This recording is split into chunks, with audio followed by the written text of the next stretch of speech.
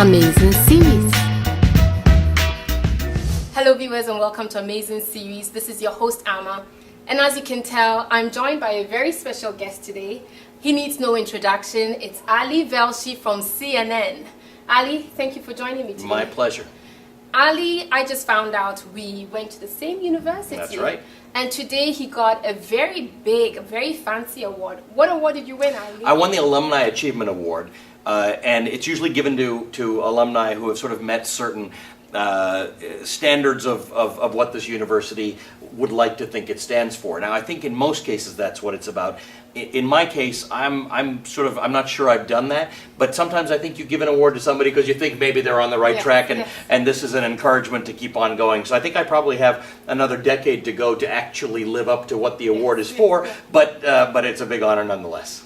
What does this award mean to you personally?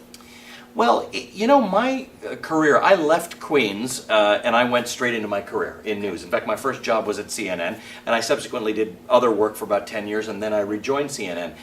So it's been very constant, and for I think many of us, where whatever we do is constant, you don't know that someone else has taken a step back and evaluated your life. It just goes, and so that's the fantastic thing, is to think that somebody else looked at what I did and thought that was an achievement. More than an honor is an invitation for you to stop and look back and say, what have you done? Are you where you'd like to be? And have you used the strength and the power and the influence that you've accumulated to start to give back? Because so much of life is taking. It's the benefit that you get from the school you're in, or the people you've met and the jobs you've had.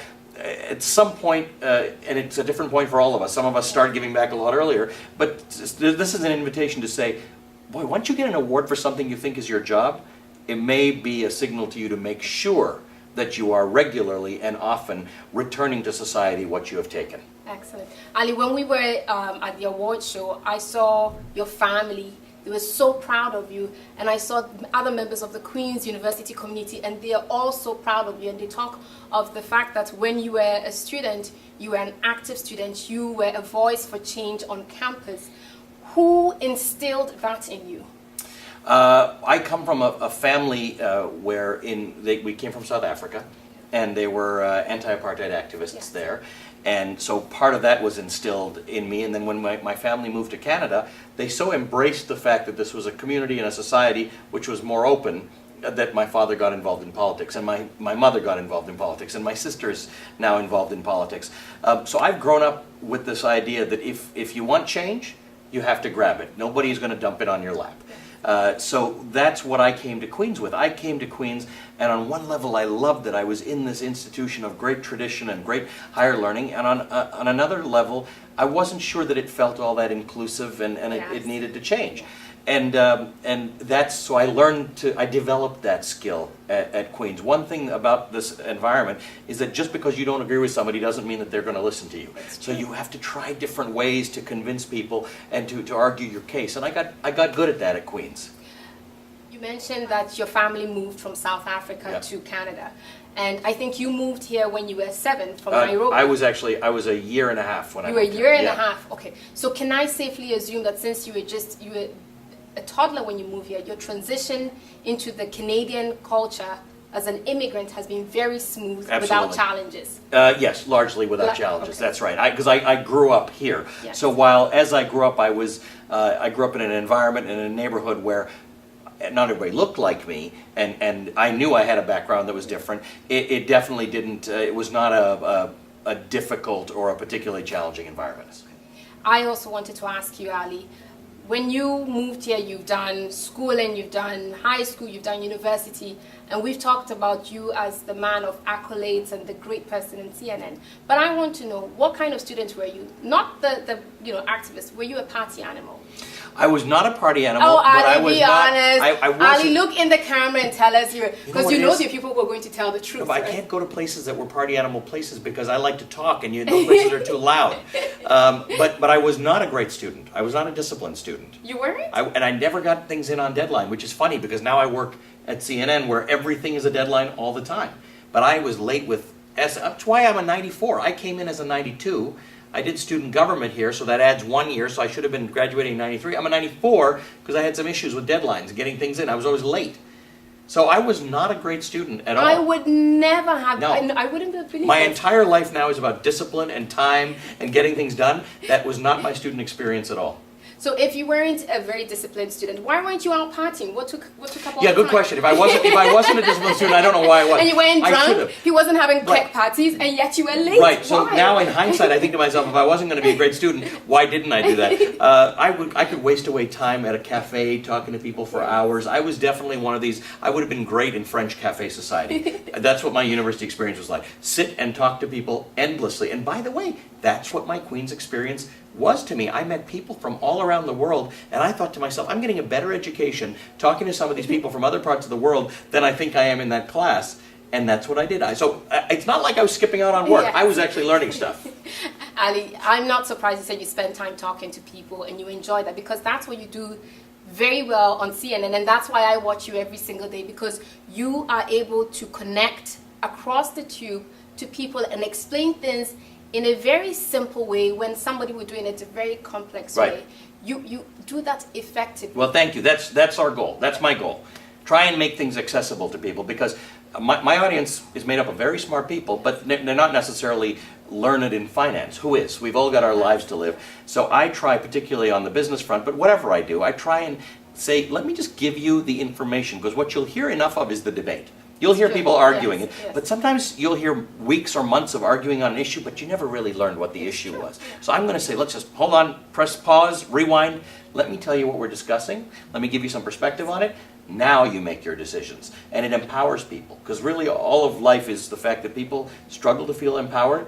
And what I want them to do is say, if I watch this guy, I'm going to have the power to make decisions that are right for my family, for my health, for my safety, and that's what I try and do. So thank you for saying that works. I'm still trying to get that right. Did you always want to go into media? No. No, I didn't really know what, I mean, I thought I wanted to be a lawyer. Okay. And then I thought I might want to be sort of in finance, and then I actually for a while thought I might want to be an engineer. And then I realized that, you know what, if you think you want to do that many things, find yourself somewhere where that's all going to be accessible to you. And journalism made sense, because your curiosity drives where you go. So now, I am none of those things, yet I can involve myself in understanding of the law. I can understand finance, I can understand engineering, because I get to, for a living, find people and ask them questions and then share that with my audience. Are you proud of yourself? I think I do my job well. And I would like to be prouder of myself, because I'd like to remember that I get up and I think my job's important and I execute it to the best of my ability, but life's a bit bigger than doing your job well. And so I want to be able to give back a little more.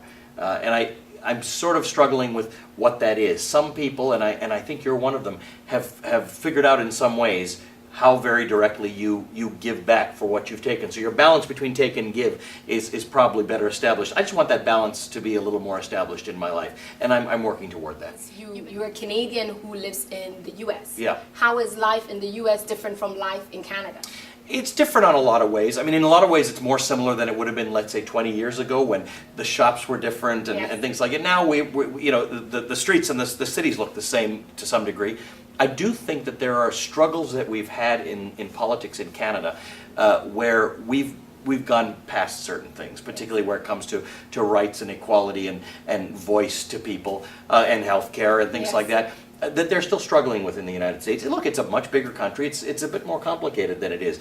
What Canada has done is we've gotten past some of these things. We've also handled the immigrant experience recently a bit better. Yes. I think for the first 100 years, the Americans had it better. Now we're learning to that. So what we've got is a place where in 10 or 15 years, your economic power will depend on your ability to make immigrants feel like their future is in this country, and I think Canada's really nailed that very well. They have. I think in America, it's not institutional, it's not deliberate, but you could go to America with the impression that they don't like immigrants.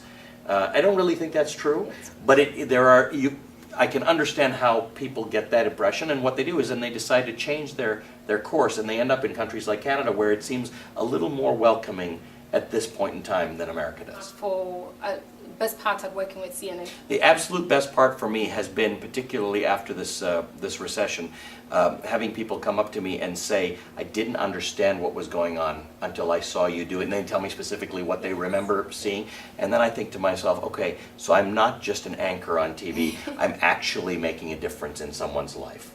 And that to me is the absolutely most rewarding thing, and what it does is it drives me every day to say, don't do this for the audience, don't just do this for 1 million people who might see you, just do it for one. Do it for somebody who will see this, and it'll help them make a decision. And I have to remind myself every day, and every time somebody tells me that's what happened, it reinforces why I do this for a living. Ali, you're the best at what you do, and I you're thank kind. you so much for joining us, and my audience thanks you as well. We are huge fans and Thank continue you. to do what you're doing. Well, thank you, and Thank thanks you. for doing what you're doing.